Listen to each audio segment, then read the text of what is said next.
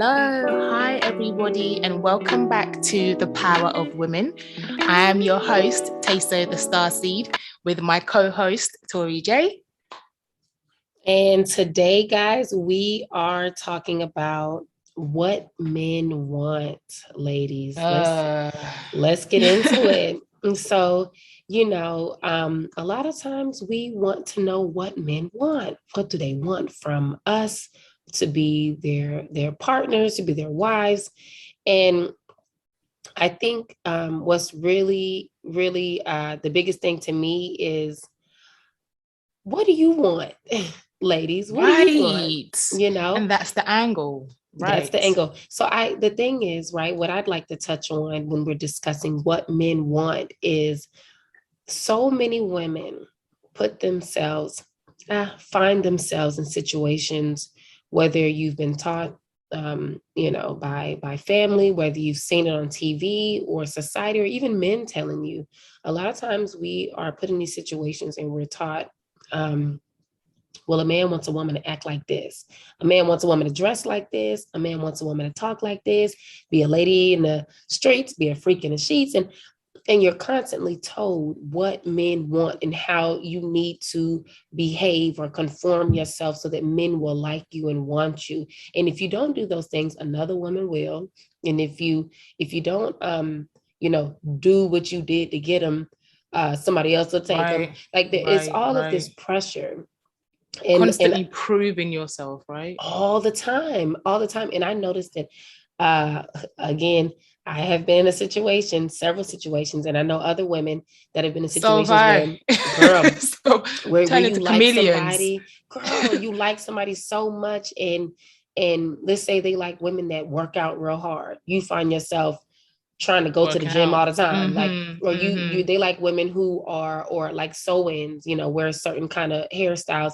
You find yourself trying to wear those hairstyles, or women who got their body looks a certain way. So now you want to go get work done to your body. So my thing is, I would really like us to focus on what we want, because if you spend your life dating one man and trying to be everything he needs so that he doesn't leave you or lose attention for you, and then that doesn't work out, and then you go to another man and you're trying to be his everything, sometimes those men don't even have the same interests. So you're jumping from man to man, if the relationship isn't working out, even if it's just one long relationship, but you are conforming to be this perfect person for him, and your life revolves around what makes him happy, what he wants you to do, what works for the family, and you lose yourself.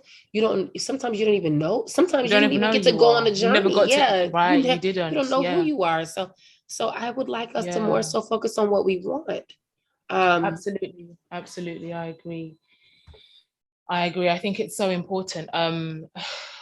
As women, we just spend our lives from young. It's constantly, what does the man want? What does the man want? What does the man want? But the thing is, if you are constantly pandering to the man, then you're not even being your real self. You're not giving yourself the best chance. How can anybody, quote unquote, love you when you are constantly putting on this mask? Do you know what I mean? So you just don't, you don't even give yourself a good chance within the relationship to kind of flourish. And I know there's so much pressure on us as women, but it's because everything tells us that as we are is not good enough. Do you know what I mean? So exactly. As we are, our personalities, the things that we like, the way we like to dress, the way our bodies naturally are, that's not good enough. That doesn't matter. Essentially, it's what the man wants that matters. And if you live your life like that, you end up just being completely lost, and you constantly seek outside for what you are instead of checking inside. Because if you live as yourself and you find out what you like, do the things that you love, you're going to attract your tribe. You're going to attract the people that are supposed to be for you. But if you don't take the time to do that, and you're constantly and let's be honest, men are so fickle. They like everything. So you think to yourself, no, honestly, you're going to think to yourself, oh my God, he wants a girl with a fat ass and a weave or whatever. And the same man will also like a girl with no ass, natural hair, thin. So they don't really have standards as far as I'm concerned. It's all bullshit. They kind of go for everything. So you're going to fulfill one aspect of their fantasy, but what about the other fantasies that they have? This is why you really should not be living for them. Exactly. You know what you just said that I love so much? When you say when you're seeking outwards and you're like searching outside of yourself for something that you should find inside. I love that point so much. You know, I went on a natural hair journey years ago, and I remember deciding I wasn't going to wear sew-ins, but I was pressing the hell out of my hair. And all the guys I talked to, or any guy that was interested in me, always told me how they love straight hair. Now, I preferred my hair that way. I knew it wasn't good for my hair, and I knew my goal was to wear my hair in its natural state. And I struggled with wearing it in its natural state because I was like, the men are they're not gonna like me. They're not gonna like, girl, the way you already know my journey. Girl, I know. Yeah. And the thing is, like, I was so afraid of, first of all, I didn't know how to take care of my hair. So I was afraid because I was like, they're not gonna like it. I don't even know how to do styles and do certain things. So what am I gonna do? And then when I just decided to take that leap of faith and love myself and love my hair, I found that the guys that would try to speak to me then, they all loved natural hair, but it's like they were meeting me in my essence. So naturally they're going to like what I like. If you meet a man and you're conforming to certain things, they're going to like those things. Right. Absolutely. And that is literally the point that I was making. You know, that is literally the point of all of this. If you are not yourself, you know, if you spend your entire life trying to conform, not even just to men, as women in general in society, in the workplace, friendships, constantly, because obviously society tells a woman that she's nothing unless she's attached to a man or unless she has a child. Often, like, your essence as a being on your own is really not as important. It's not given as much importance than when you are attached to a man or you have a child, or you know what I mean. And oftentimes women, especially as Black women, we end up conforming even in the workplace. We conform everywhere we go. We're not ourselves. But the minute we start to bask in our essence, and even because we don't really know who we are, like me, I've been on a personal journey, as you know, been on a natural hair journey because of you. You are my hair guru. Thank you. But if you don't, I'm just learning myself now, like you mentioned earlier. I'm just learning who I am now. I'm just learning the things that I like now. Yeah. And I'm grateful even for the opportunity to do that. And as I'm doing that, I'm meeting my tribe. You know, and oftentimes we lose people, right, on this journey, and that's like the ones we're scared of, you know, the guys who like the straight hair, the friends who like to do certain things that you don't like to do, and you're scared of losing those people. But it's important to let go of those people in order to find yourself. That is so powerful. You want to know what? I realized that, like you said, in friendships and even in the workplace, we do conform. A lot of times we are constantly trying to do whatever we can to fit in and to be chosen and to get opportunities. And that is part of our plight as Black women. So, and as a result of that, a lot of us create lanes for ourselves. And I really do love that about us. I see Black women breaking barriers left and right, just like literally creating platforms, creating opportunities for ourselves because there are none. But until that happens, or if that isn't happening in your particular life, we do tend to conform. And a lot of that is like, because of what you said earlier, we do not know who we are. And I know I have a few friends that, you know, have been in some difficult situations with guys, and, you know, they take a break, or they decide, you know what, now it's time for me to get to know myself and love myself and whatever they think that means. And what I realize is they are so quick to jump in new situations with a guy if he seems slightly different than the previous guy. You didn't even give yourself enough time to really get to know who he is, but Because it's instantaneous. Yes, it's been, it's right. And within 2 weeks. And girl, just jump into something. And they will do that because, and it feel like sincerely, like they took time out, they loved on themselves. Maybe they took themselves to the spa, or got their nails done, or, and maybe they, jumped into their religion more, or their spirituality more, or whatever it is that feeds their soul. They felt like, well, I was loving on myself. But what I've learned is we've spent so much time. A lot of us deal with childhood trauma. A lot of us deal with trauma in relationships, friendships, family. And a lot of us don't ever truly heal from that, and we don't really know what that looks like, what that healing process looked like. So what we end up doing is thinking we're loving on ourselves, when really we haven't even begun to peel back the layers and dive into who we are, because you can't love on yourself without knowing who you are, without knowing what your triggers are, without knowing what your issues are, without feeling like, you know what, I don't even want to jump into the next relationship right now because I'm enjoying myself.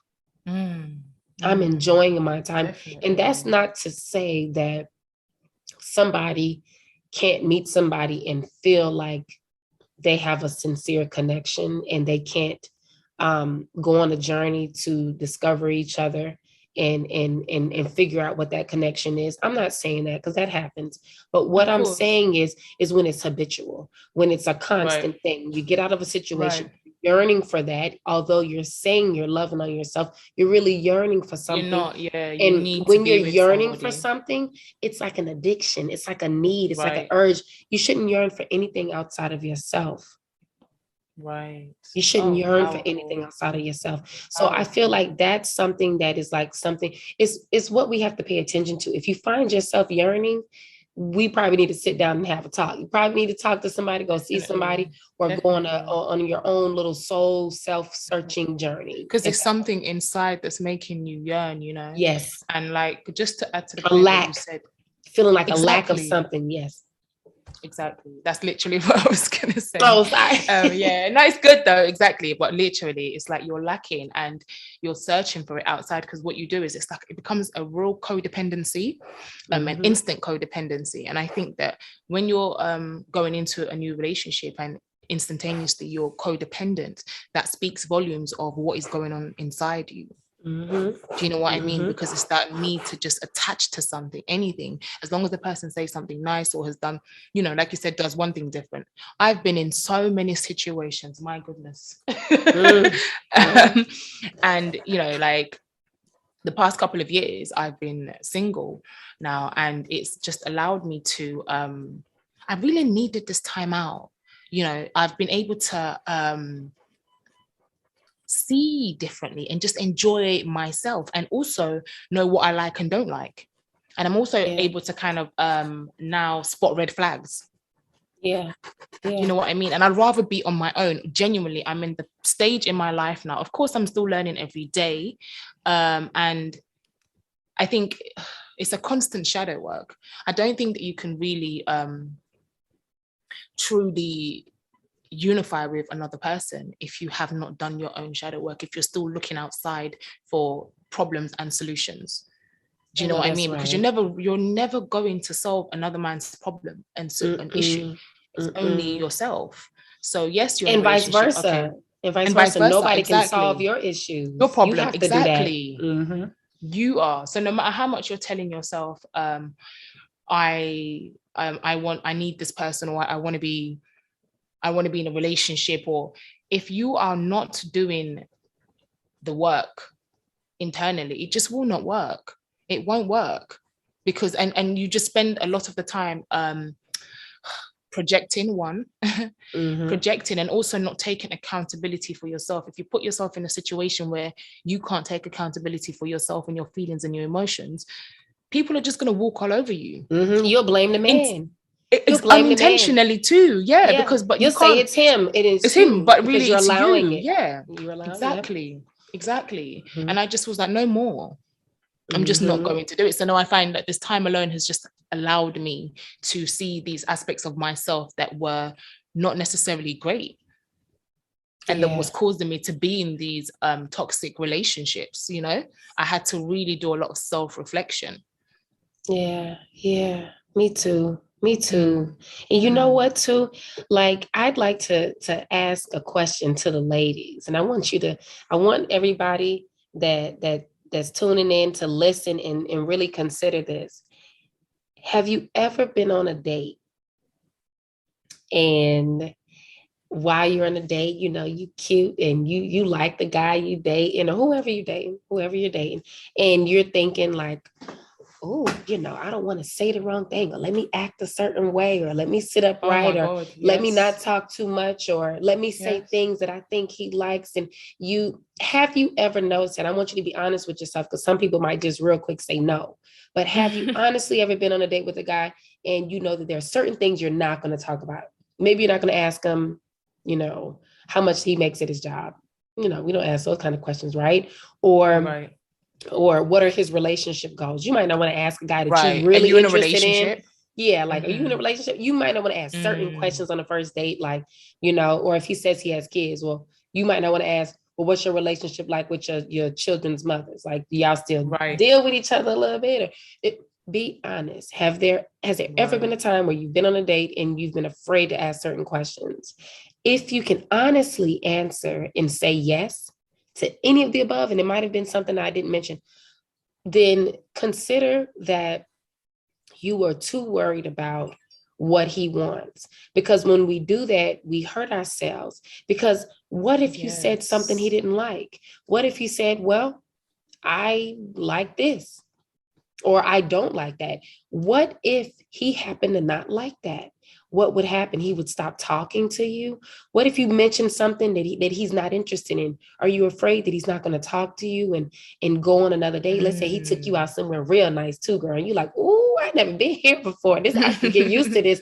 Are you afraid that he won't continue to pursue you? If the answer is yes, that is a problem. You are too worried about what the man wants, and you have to worry about what you want, because in the long run, that is going to hurt your soul. In the long run, you are going to find yourself sitting there like, now I got to deal with X, Y, and Z issues, you know, because I kept my mouth shut. Or you find yourself in these sticky situations that I've had, you know, some of my friends in, and you're like, I don't really know what's going on. He's doing things that I don't necessarily agree with, but I don't want to say nothing. You know, he's technically not doing anything wrong because we technically not never, all these technical things that we are so afraid, we like tiptoe around them on dates to express ourselves. And even once you started dating them a little bit longer than maybe the first date, we tiptoe around them, and we have to cut that out. Let me tell you something. I need you to sit upright, walk in that thing like the queen of all of everything. And I need you to realize that what you want matters, how you feel matters. I need you to express yourself. I need you to say, well, I don't like whatever that is that you over there drinking. I don't like people that wear whatever. I don't like people that talk like that. I don't like guys that say things like that about their baby mamas. I don't like guys that talk about their exes like that. I don't like guys that talk about their exes and don't acknowledge what it is that they did wrong. Say the things that you're really thinking. Say the things that you're really feeling. It is nothing wrong with that, because they're valid. Girl, is absolutely valid. And the worst that can happen is they could leave. And if they leave, phenomenal, great, applaud, girl, and pat yourself on the shoulders, because it's so much trash out here. You got to sift through that trash to find something that's sincere. And there's nothing wrong with that. You matter, your feelings matter, and we need to start paying attention to ourselves more. That's self-love. Powerful. That is, there's nothing for me to add to that, because that was just a read, Jasmine. You see, this is what I say to people. I'm like, this is what I'd be getting on a regular basis, and now you get to sharing it. But yeah, powerful. Absolutely, bro. Absolutely. Absolutely. It's so important. It's we have to own ourselves. We have to and also it's okay. You don't have to agree. Everybody doesn't have to agree with you. Nope. And if they don't agree with you, it doesn't have to cause resentment. And like you said, if it causes resentment, then they need to go. Period. You cannot spend your life walking on eggshells. Again, like in any situation, you know, you just can't spend your life walking on eggshells. It's just not. And I know it's very difficult. It's easier said than done, especially when you've been groomed your entire life to really not have a voice and to kind of, especially as women, we're told kind of pipe down. I don't like the tone in which you said it in. Well, no, just don't talk like that. You're talking to a man, it is a man. So we're constantly, as women, told to suppress ourselves in every aspect. So we find it difficult to express ourselves as women. We really do. We still try, Yeah, we do. Some women are very expressive, even within the indoctrination, but we find it hard to really express our true selves, our true nature. We find it hard to kind of show up in the world as ourselves because we're constantly told that when we show up as ourselves, it's not good enough. Yeah, it's not. No, it's not. It's not, because that's not what we deserve. I agree with you completely. Yes. And this is how we claim back our power, like you said. That's how we claim our power. This is how, we'll claim our power back by saying, you know what? I matter. My opinions matter. My feelings matter. Like you said, they are all valid. I will say this. I can say I like this or I don't like this, or I'm not sure about this. And I can say it with confidence and not have a fear of backlash, because the fear of backlash is a traumatic response anyway. Yes. And that's coming from, I had that a lot too. This is something I still work on it now even. Yeah, me too. I still work on it now, but it's a traumatic response, just fear of people not liking what you say or someone not agreeing, or that's trauma. And it often starts from childhood anyway, again, being squashed and being suppressed. You're not allowed to express yourself, and you end up carrying that on into adulthood. Yeah. I noticed that. A lot of us do that. And you act in a certain way just because you don't want somebody else to react in a certain way. And it's like, no, constant suppression of self. Be sincere, be yourself, and if you don't know who you are, then go on that journey. It's beautiful. It is so beautiful. Oh my God. Every day you learn new things. It's freeing. It's so freeing. And and a lot of times you don't even realize how much you are suppressing yourself until you go on that journey. And you know what's something else that kind of irritates me is the fact that we worry a lot about what men want, because society tells us that from young, like, men don't like this, men like this, or don't do too much of this. Especially in my household, it is literally like, it's constantly, no one's going to marry you. Oh my God, yes. Nobody's going to marry you. Is that what you do in your husband's house? Your husband's house. This is from young. I mean, like, since you can talk, which man is going to marry you with that kind of character? Okay, so is this what you do at your husband's house? It was constantly. But I never heard the same said to my brothers or men in general. Like, is that how you're going to find a wife? Is that what you're going to do in your wife's house? The same things aren't said to men, but of course for women. Exactly. And it's like, and I couldn't count on one. I couldn't count on all the fingers and toes I got. How many times I've heard, well, don't no man like a woman that can't cook. Don't no man like a woman that can't clean. Goodness. And I wonder how much men fear about the things that women don't like. Like, what are they worried about? Are they worried about anything that we don't like? Do they even know what we don't like? No, they could care, apart from money, which is the obvious one. And, they get so upset about that because it's like, women don't like broke men. They get real in their feelings about that. And it's like, I don't think nobody likes anybody broke. Nobody likes broke. Everybody wants to live and survive. Do you know what I mean? Living in this world. But they don't care about anything else. They don't. And I find it really upsetting. Not even their bodies, the way we care about bodies. Like, you see how obsessed we are with bodies? They don't. Which man? They don't. They're not going out here to do all this stuff to fit in because they want to look like how we want them to look. Like, they do not care. They come just as they are, bald, big belly, bad breath and all. And they do not care. And you know what's frustrating? I hate that they feel that society has taught them this and groomed them in this way for so long that they are so comfortable saying to us what they want. Like, I'm not talking about what do you bring to the table? Yeah. Those kind of conversations. Talk about who you are, talk about yourself. But to sit here and regurgitate out of your mouth to woman after woman and to people, that, well, men, we don't like when you women don't do this. You see men on social media even doing that. Well, we don't like when say it a lot. We don't like. Who cares? Like, who gives a flying fuck what you want and like? Why don't you just worry about yourself? Worry about yourself. And if that's what you like, we do not care. No, not at all. You like a woman with natural hair, then date women who you see with natural hair all the time. Right. And stop and being leave the ones with the weaves alone. And leave them with and if you like a woman who put a weave in and get her lace right, then go after women who look like that. But stop coming into women's lives feeling like your opinion matters so much that they should now change what they're doing and how they've been living to now meet your desires. Like, who are they you? even do it in person. They even do it. I think I wrote a blog post about it the other day. Remember, I spoke about the guy that I met. I just met him. We were just in the bar. He just came in. We were having conversation. He was a friend of a friend. And the first thing he told me, he was very comfortable. In fact, there were 3 ladies, and he said something offensive to all of us about our appearances.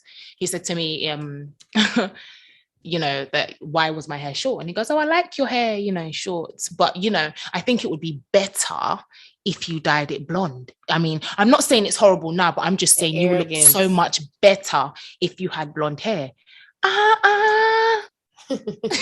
God. I was like, really? Like, you actually have the audacity? Like, I don't know you. You just met me, and you now want to suggest how I can enhance myself to fit your spec. As what? Who are you? Even if you thought my hair looked better blonde, I should now change it because you said so. Why do you have that kind of entitlement to me and my body in the way I dress myself and I express myself? You've just met me. And then he told my friend, he said to her, what did he say to her? I think he commented on her body even, something about her being slim or too slim. And then also went on insulting as hell. Then also went on to tell her, because she had a weave-in, oh, she should, you know, he thinks she'd look better with her natural hair.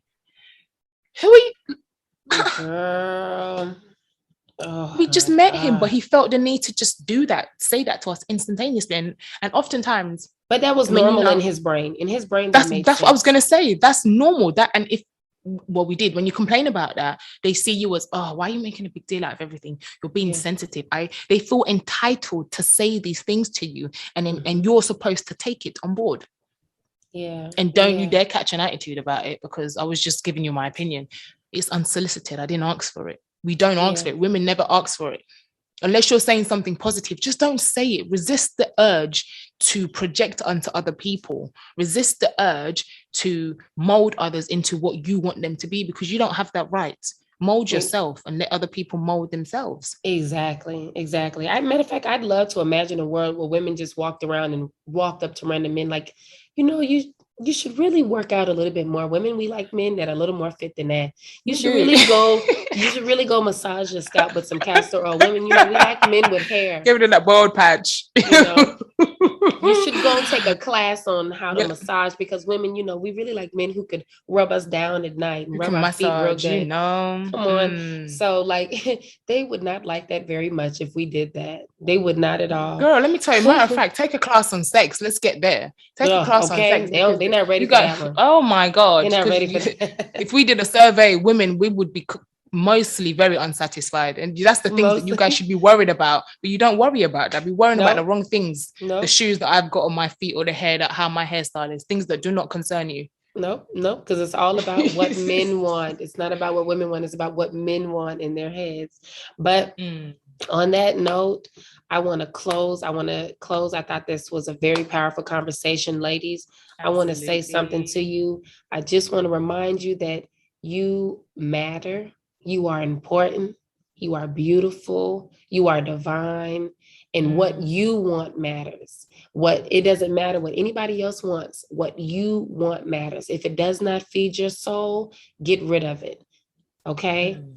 Just focus on what you want. And I want to wrap with that. And your tribe will find you. Focus on what you want, and your tribe will find you. Yeah, absolutely. Yes, fantastic. Okay then, ladies. Well, and men who are tuning in, it's a wrap for this episode, and we'll catch you on our next episode next week, right? All right. See you then.